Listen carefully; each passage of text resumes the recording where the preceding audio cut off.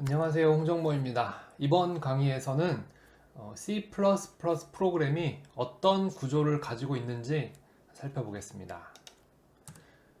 본 강의에서 여러 가지 이제 용어들이 나오기 시작을 할 텐데 제가 간단하게 정리를 해놨고요. 그 다음에 영어 표현이라든지 발음이 잘 안 들려서 못 알아듣겠다 그럴 경우엔 다시 이 페이지로 와서 한번 살펴보시고 다시 강의를 보시면은 좀 더 도움이 될 것 같습니다. 자, 그럼 바로 코드로 넘어가서 설명을 드리겠습니다. 이렇게 솔루션하고 이제 프로젝트 만드는 방법에 대해서는 앞 강의에서 설명을 드렸으니까 이제 앞으로는 계속 그냥 넘어가겠습니다. 자, 이번 강의에서는 솔루션 파일이 완전히 비어 있는 상태에서 한번 시작을 해보겠습니다. 자, 지금부터 가장 내용이 없고 단순하고 기본적인 CPP 파일을 프로그램을 C++ 프로그램을 작성을 해볼게요. 자, int main 그다음에 괄호 열고 닫고 지금 괄호를 여는 순간 다시 해볼게요. 괄호를 여는 순간 자동 완성이 됐죠. 괄호가 닫아졌습니다. 이때 괄호 닫기를 닫는 괄호를 그냥 다시 한번 치시면 바로 뒤로 와요. 그러니까 괄호가 두 개가 찍히는 게 아니고 그냥 넘어갑니다. 그래서 요거는 프로그래머를 도와주기 위한 도구이기 때문에 너무 당황하실 필요 없고 익숙해지시면 굉장히 편합니다. 그 다음에 엔터를 하나 치시고 그 다음에 중괄호를 열어줘요. 열고 그 다음에 이번에도 닫는 괄호가 자동으로 생겼죠. 네, 엔터 한번 치시고 그러면 또 놀랍게도 앞에 요 빈칸 탭이 하나가 붙었어요. 자, 다시 탭으로 넘어가서 return 0, 0, 숫자 0. 보시면은 알파벳 O 같은 경우는 속에 그 세로로 된 막대기가 없죠. 숫자 0 같은 경우는 세로로 막대기가 그어져 있습니다. 자, 요거 꼭 기억해 두시는 게 좋습니다. 나중에 금방 익숙해지실 거예요. 자, 설명을 좀 드릴게요. 우리가 어떤 프로그램을 실행시킨다는 거는 그 윈도우즈나 리눅스 같은 오퍼레이팅 시스템이 있어요. 오퍼레이팅 시스템한테 이거 해주세요 하고 요청하는 거예요. 프로그램이라는 거는 우리가 직접 뭘 하는 게 아니고 그 다음에 컴퓨터한테 바로 명령을 내리는 게 아니고 오퍼레이팅 시스템을 통해서 하는 겁니다. 굉장히 중요한 개념이에요. 그래서 그 윈도우즈, 그 다음에 맥 OS, 리눅스, iOS, 안드로이드 이런 것들 전부 오퍼레이팅 시스템, 운영체제라고 부르잖아요. 그래서 우리는 운영체제한테 이러이러한 걸 해주세요 라고 요청을 하는 겁니다. 그럼 오퍼레이팅 시스템이 그래 뭘 해드릴까요? 라고 묻는 거죠. 그때 우리는 이 프로그램 코드를 내밀면서 제가 말씀드리는 코드는 이제 컴파일이 된 코드를 얘기하는 거예요. 그래서 프로그램을 내밀면서 이거 해주세요 라고 하면은 오퍼레이팅 시스템이 자기가 가지고 있는 혹은 사용할 수 있는 CPU와 메모리를 사용을 해서 그 프로그램을 수행을 하게 됩니다. 이때 프로그램의 최소 단위를 함수로 정의를 해요. 자, 함수라는 개념이 또 새롭게 나오는데 요거 뒤에 계속 반복해서 나옵니다. 그래서 지금 확실히 이해가 안 간다고 하셔도 크게 문제는 없어요. 저는 계속 반복해서 이해가 되실 때까지 설명을 드릴 겁니다. 함수라는 거는 수학 시간에도 배우셨겠지만 그냥 간단하게 정리를 하면은 내가 뭘 넣을 테니까 함수에서 내부적으로 뭔가 해서 결과를 내놔라 이렇게 되는 거예요. 그래서 함수를 정의하려면은 무엇이 들어가고 그 다음에 그 들어간 걸 가지고 무엇을 하고 그 다음에 그래서 결과가 뭐가 나오나 이게 중요해요. 자, 그 부분 설명드릴게요. 자, 메인이라는 게 함수의 이름이에요. 펑션의 이름인데 요 메인이라는 이름은 여러분들이 쉽게 바꾸실 수가 없어요. 컴파일러 옵션을 막 바꿔서 메인 대신에 나는 내 이름이 들어간 함수를 쓸 거야 이러실 수도 있는데 하실 수는 있는데 제가 알기로는 아무도 그렇게 하진 않아요. 다들 메인이란 이름을 씁니다. 이 메인이란 이름이 어떤 의미를 갖냐면은 오퍼레이팅 시스템이 프로그램을 시작할 때 이 메인이란 이름을 가진 함수를 찾아요. 그래서 오퍼레이팅 시스템이 이 메인을 찾는데 아무것도 없다 그러면은 일을 할 수가 없겠죠. 그래서 그냥 끝납니다. 그래서 여러분들이 기능을 수행하는 프로그램을 만드실 때는 이 메인이란 이름을 갖는 프로그램이 반드시 메인이란 이름을 갖는 펑션이 반드시 있어야 됩니다. 그래서 요건 펑션의 이름이고요. 펑션 이름의 특징은 뭐냐? 오른쪽에 괄호가 하나 있어요. 일단 괄호가 하나 있죠. 그리고 그 괄호가 지금 제가 이제 괄호를 그냥 열었다 닫았는데 그냥 함수라는 걸 표현하기 위해서 열었다 닫은 건 아니고 원래 여기에 다른 것들이 뭐가 들어가게 돼 있어요. 근데 지금 제가 가장 간단한 형태를 보여드리기 때문에 그냥 빈칸으로 넣어둔 겁니다.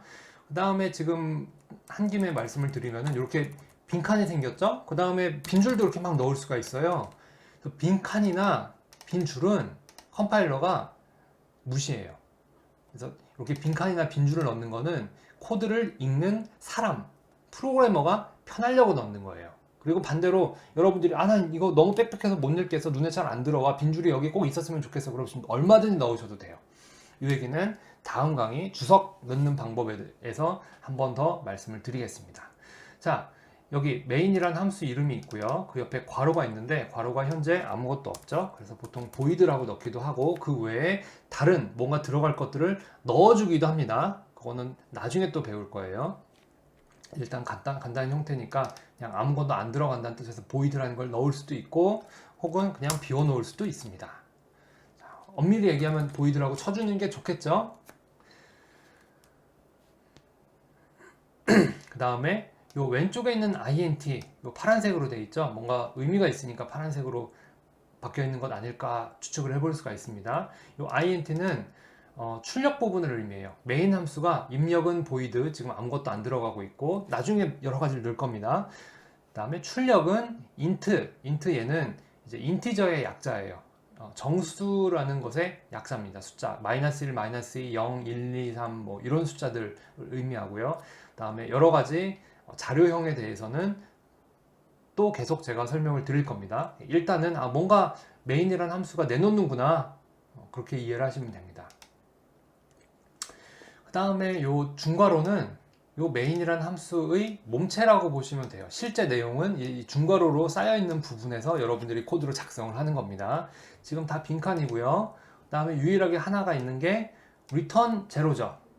return, 이것도 파란색으로 심상치 않습니다.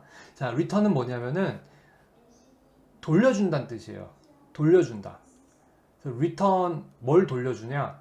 출력값. 그러니까 이 main이라는 함수의 출력값이 아까 정수라고 그랬죠? 정수로 맞춰서 0이라는 정수를 돌려주는 거예요. 누구한테? main이라는 함수를 실행시키는 거는 오퍼레이팅 시스템입니다. OS예요. 윈도우즈, 리눅스 이런 OS예요. 여러분들이 오퍼레이팅 시스템한테 다 끝났고 뭐 사실은 한 일은 없지만 여기다 뭔가 여러분들이 할 걸 넣겠죠. 자, 곧 넣어봅시다. 어쨌든 끝나고 0이라는 걸 돌려주는 겁니다. 나 잘 끝났어요, 이런 의미라고 보시면 돼요. 자, 그래서 지금 이 간단한 프로그램에서 유일하게 뭔가 기능을 수행하는 건 요 return 제로죠. return 제로. 그래서 이렇게 기능을 수행하는 문장을 스테이트먼트, 그다음에 특히 이렇게 리턴을 하고 있으니까 return statement 뭐 이런 식으로 부릅니다. 스테이트먼트는 이제 보통 수학에서는 이게 참이냐 거짓이냐를 판별할 수 있는 문장을 의미하거든요. 근데 프로그래밍에서는 이게 참인지 거짓인지는 사실 관심 없잖아요. 그거보다는 우리의 컴퓨터한테 뭘 시킬 거냐가 중요하겠죠. 그래서 정확히 일치하진 않지만 번역하시는 분들이 대부분의 교재에서 명령문이라고 번역을 하시는 것 같아요. 그리고 저도 뭐 관습적으로 그렇게 사용을 하고 있습니다. 명령문이라고 생각을 하시면 돼요. 자, 그 다음에 좀 특이한 게, 그 다음에 초보분들이 가장 많이 틀리는 것 중 하나가 요 세마이콜론이에요. 세마이콜론은 뭐냐면은 명령문도 문장이잖아요. 우리가 우리말 이렇게 적을 때는 마지막에 맞춤표를 꼭 적죠. 문장이 끝났다는 걸 분명하게 표시하기 위해서 맞춤표 혹은 뭐 물음표 이런 것들을 적잖아요. C 혹은 C++ 언어에서는 문장의 끝을 표시하는 게 요 세마이콜론입니다. 반드시 있어야 돼요. 자, 세마이콜론을 한번 빼볼게요. 세마이콜론을 빼면은 여기 벌써 빨갛게 경고가 들어오죠. 여기 마우스를 갖다 대면은 expected a semicolon, 그러니까 세마이콜론이 있었을 것 같은데 없다, 어서 넣어라, 이런 의미겠죠. 자, 이 상태에서 그냥 한번 빌드를 해볼게요. 빌드 솔루션을 하면은 쭉 오고 에러. 자, 에러, 오류가 있다는 얘기죠. 이 프로그램이 어디가 틀렸다는 얘기예요. 신텍스 에러는 문법 오류라는 겁니다. 이 프로그래밍 언어에서 언어로 적혀진 내용 중에 뭔가가 틀렸다는 얘기예요. 다음에 C2143번은 missing semicolon before 요 bracket, 컬리 브래킷, 물결 표시 있는 중괄호, 물결 괄호 앞에 요 세마이콜론이 빠졌다. 우리는 뭐 사실은 알고 있던 얘기죠. 오류가 생기는 경우가 굉장히 많아요. 코딩 시간의 대부분은 코드를 작성하는 시간이 아니고 이 오류를 찾고 수정하는 데 소모됩니다. 요 오류가 생겼을 때 가장 쉽게 해볼 수 있는 방법은 요거를 쫙 이렇게 긁어서 마우스로 클릭한 다음에 드래그 한 다음에 컨트롤 C를 누르고 구글 창을 띄우고 구글 창에서 컨트롤 V를 눌러서 검색을 하는 겁니다. 구글 검색하시면 굉장히 편해요. 앞으로 여러분들은 별의별 희한한 오류 메시지를 다 보실 텐데 제가 항상 권장하는 거는 일단 오류 메시지를 읽어보세요. 어떻게든 한번 읽어보세요. 그걸 권장을 하고요. 그 다음에 읽어도 모르겠다 싶으실 때는 이 오류 메시지를 카피해서 구글 창에 치세요. 그러면 여러분과 유사한 경험을 한 사람들이 다 질문해주고 그 다음에 누군가 답해줬던 것들이 기록이 다 남아 있습니다. 그걸 하나하나 살펴보시다 보면은 스스로 오류를 빠르게 해결하실 수 있어요. 여러분들이 겪는 오류의 99%는 다 누군가 겪어본 겁니다. 그래서 저도 깜짝깜짝 놀라요. 설마 이걸 누가 이렇게 해가지고 겪었을까 싶었는데 거의 다 있습니다. 다음에 저 같은 경우는 비주얼 스튜디오를 굳이 이제 영문판을 사용을 하는데 제가 뭐 영어를 좋아한다거나 뭐 영어가 편해서 그게 아니고 이 오류 메시지 용어 때문에 그래요. 용어가 구글에 검색하면 내용이 많이 나오는데 안타깝게도 한글로 검색을 하면은 나중에 여러분들이 좀 어려운 걸 하시기 시작하면은 검색 결과가 안 나옵니다. 그래서 저는 굳이 영어판을 사용을 합니다. 그래서 여러분들에게도 영문판 사용하시기를 권장을 드립니다. 자, 그럼 다시 여기 세미콜론 집어넣고 이제 컴퓨터한테 간단한 거 하나 시켜봅시다. 1 더하기 1 한번 시켜볼게요. 1 더하기 1. 그 다음에 지금 이제 1 더하기 2를 쳤는데 여기 오류가 뜨죠. 세마이콜론 쳐라. 이렇게 완전한 문장을 만들어라. 이렇게 되는 거죠. 그래서 이렇게 세마이콜론을 치면은 이제 완전한 문장, 스테이트먼트가 될 거고요. 그 다음에 이렇게 이제 없는 상태에서 그 문장의 단위가 되는, 문장의 구성 요소가 되는 표현들이 있죠. 얘네들을 익스프레션이라고 부릅니다. 그래서 요거 사전을 찾아보면요. 수학에서는 그냥 식이라고 번역이 되는 경우가 많아요. 근데 이제 그 뭐 1 더하기 1, 뭐 그 다음에 뭐 3 곱하기 4, 그 다음에 뭐 괄호도 넣을 수 있겠죠. 요거 잠깐 지우고요. 그래서 뭐 1 더하기 1, 2 곱하기 뭐 3 더하기 4, 뭐 이런 것들, 이런 요소들을 익스프레션이라고 부릅니다. 근데 얘는 지금 오류가 뜨는 이유는 뒤에 세마이콜론이 없어서 스테이트먼트가 아니었기 때문이죠. 자, 이렇게 이런 식으로 표현을 할 수가 있습니다. 자, 3, 그 다음에 7, 3, 7에 21 나오겠죠? 이렇게 뭐 21 이렇게 기록하려는 거, 요거 주석 다는 건데, 요건 다음 강의에서 설명을 드릴 겁니다. 자, 자, 이렇게 계산을 할 수가 있고, 이런 것들 익스프레션이라고 부른다는 거 말씀드렸고요. 그래서 요것도 익스프레션이고, 요것도 익스프레션이고, 요것도 익스프레션이 되겠죠. 자, 조금 더 이제 진도를 나가 볼게요. 자, 인티저 x. 자, 이렇게 변수를 선언한다고 그래요. 정수형 변수를 선언한다고 하는 겁니다. 이 변수는 수학에서 여러분들 알고 계신 변수하고 거의 같은 의미를 갖는데 컴퓨터 안에서 작동하는 원리를 좀 알고 계시는 게 굉장히 좋아요. 저는 이거 반복해서 설명을 드릴 겁니다. 이 의미는 뭐냐면요. 인티저라는 정수형의 데이터를 담을 수 있는 메모리 공간을 할당받은 거예요. 그래서 컴퓨터가 작업할 때는 이제 정보를 기록해두는 메모리라는 게 있고, 그다음에 실제로 연산을 하는 CPU라는 게 있다고 그랬죠. 그래서 여러분들이 컴퓨터 프로그래밍을 하실 때 가장 많이 하시는 일 중에 하나가 이러이러한 데이터를 메모리에 담아둘 거예요 라고 프로그램에다가 적어 놓는 겁니다. 그래서 X라는 이름으로 그 공간을 이제 사용을 할 수가 있는 거죠. 자, 이 내용은 또 다음 강의에서 계속 반복해서 설명을 드릴 테니까 지금 이해가 안 가신다면 그냥 쓱쓱 한번 듣고 넘어가시면 됩니다. X라는 공간에다가 인티저, 정수형, 뭐 2라는 걸 하나 집어넣고요. 그 다음에 인티저 Y는 X 플러스 3. 조금씩 이제 복잡해지죠. 자, 의미를 한번 설명을 해드릴게요. 자, X에다가 숫자 2를 집어넣고 있어요. 숫자 2를 집어넣고 있고 저장을 해 놓은 겁니다. 그러면은 여기 Y는 X 플러스 3이다. 이렇게 돼 있을 때는 여기가 X가 2였으니까 2 플러스 3이 되겠죠. 굉장히 쉽죠? 간단합니다. 근데 지금 여기서 차이가 뭐냐면 2는 그냥 숫자고 3도 그냥 숫자죠. 근데 X는 뭔가 바뀔 수가 있어요. 그래서 예를 들면 X는 5 이렇게 바꿔버릴 수도 있는 거죠. 그때는 Y가 계산 후에 8이 나오겠죠. 자, 얘기가 좀 길어지고 있는데 다다음 강의에서 자세하게 설명을 드릴 거고, 여기서 여러분들이 잠깐 기억을 해 두셨으면 하는 것은 이제 이 같은 것들 3, 5 이런 것들은 리터럴이라고 불러요.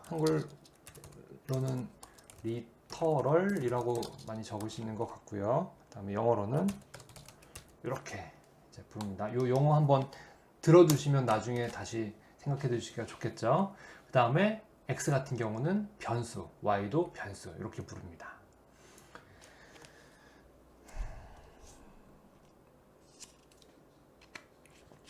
다음에 이왕 했으니까 결과를 출력도 해봐야 되겠죠. 그래서 화면에 출력을 하려면은 출력하는 기능을 가진 함수를 가져다 써야 돼요. 그런데 우리가 지금 화면에 출력하는 기능을 갖는 프로그램을 뚝딱뚝딱 만들 수가 없잖아요. 그러면은 어떻게 하면 좋을까? 다른 사람이 만들어 놓은 걸 쓰면 되겠구나. 굉장히 간단한 논리 구조죠. 자, 샵 누르고 include 하고 치시고 괄호 열고 iostream 이렇게 치세요. 자, 설명드리겠습니다. iostream 입력, 출력, input, output, stream이에요. 스트림도 또 설명드릴 겁니다. 일단은 iostream 입출력을 가능하게 해주는 기능을 이 프로그램에 내가 지금 작성하고 있는 이 cpp 파일에 포함을 시킨다라고 생각하시면 돼요. 그리고 샵 include 이렇게 앞에 샵 붙는 것들은 전처리기라고 합니다. 전처리기. 그래서 요거는 영어로는 프리프로세서 디렉티브 이렇게 부릅니다. 요건 용어 알아두시면 좋을 것 같아요. 자, 그래서 요 include를 한 다음에는 우리가 이 y 값이나 뭐 x 값 같은 것들을 출력을 할 수가 있어요. 자, 이것도 한번 따라서 쳐보세요. std cout 그 다음에 출력하고 싶은 내용 y. 자, 이렇게 쳤고 빌드를 하고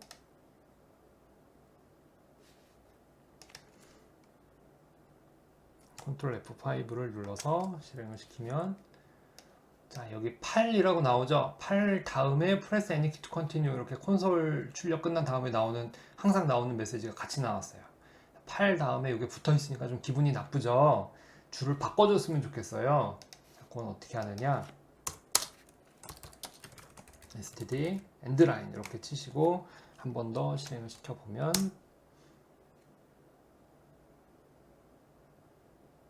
자, 이렇게 줄이 바뀝니다. 자, 이제 약간의 만족감을 느끼고 좀 더 볼게요. 자, 이때 std라는 건 뭐냐? 자, 마우스 갖다 대면 namespace라는 게 나오죠.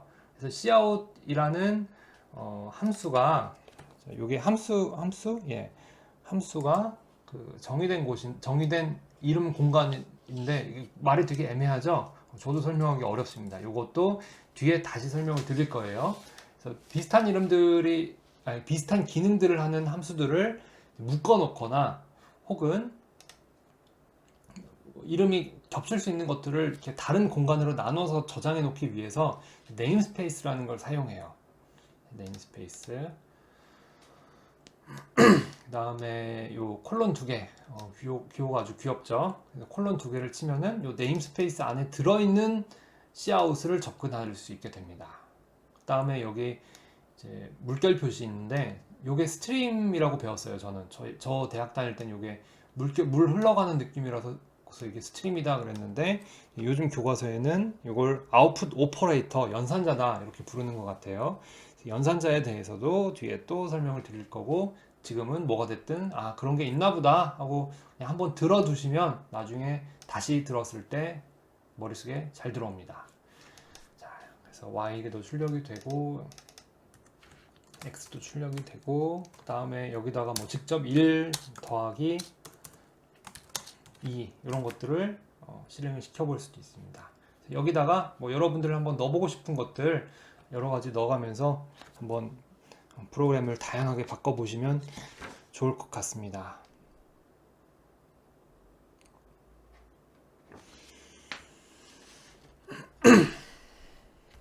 한 가지 더 설명드려야 될 게 있는데 자 이렇게 std 이렇게 되어 있는 것은 스탠다드 라이브러리의 일부예요. 스탠다드면 표준이죠. 그래서 여러분들이 비주얼 스튜디오를 설치하면은 이 아이오스트림 같은 라이브러리가 딸려와요. 라이브러리는 도서관이죠. 그래서 여러분들이 필요한 기능들을 도서관에서 이렇게 책 꽂아다가 책 이렇게 싹 가져다가 쓰듯이 편하게 쓰실 수 있는 겁니다. 나중에는 여러분들이 여러분들만의 라이브러리를 만드실 수 있게 돼요. 여러분들이 막 개발하다 보면 필요한 것들이 많이 생기거든요.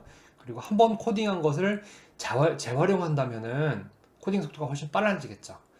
그러니까 여기서 지금 Cout, 엔드라인 이런 것들을 가져다 썼잖아요. 다른 사람들이 만든 걸 가져다 쓰듯이 내가 나만의 라이브러리를 만들고 필요할 때마다 가져다 쓸 수가 있습니다. 그래서 코딩할 때 그 형식이나 규격 같은 걸 잘 맞추도록 좀 유도를 하게 되어 있는데 학생분들이 처음 배우실 때 정리를 잘 하시게 되면 나중에 이 라이브러리를 만들었을 때 점점 코딩하는 속도가 빨라져요. 자, 그래서 표준 라이브러리에 대해서도 말씀을 드렸고 이것도 계속 반복해서 나중에 더 설명을 드리게 됩니다. 자, 그래서 여러분들이 이제 복습을 위해서 한번 생각해 보실 수 있는 문제들을 제가 여기 적어 놨으니까 한 번씩 생각을 해 보시고 아 이런 건가 보다 이렇게 한번 정리를 하시면은 공부하시는데 도움이 될 것 같습니다. 자, 그래서 여기까지 가장 간단한 구조의 C++ 프로그램을 한번 작성하고 실행도 해봤고요. 그러면서 그 구조를 이해하는 데 필요한 여러 가지 용어에 대해서 설명을 드렸습니다. 감사합니다.